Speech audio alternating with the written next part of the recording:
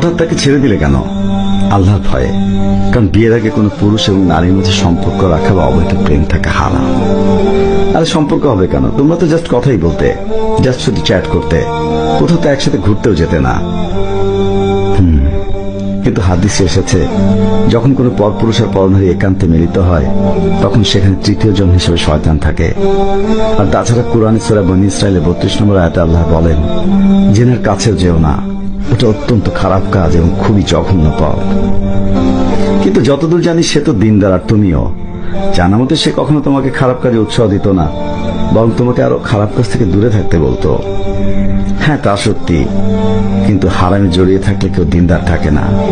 এটা ঠিক যে সে কখনোই আমাকে খারাপ পরামর্শ দেয়নি, সবসময় ভালো উপদেশ দিয়েছে। আচ্ছা, তোমার কষ্ট হয় না এইভাবে তাকে ছেড়ে দিলে? কিন্তু কষ্ট হয় এই জন্য যে কেন আমি এতদিন হারাম সম্পর্কে জড়িয়েছিলাম।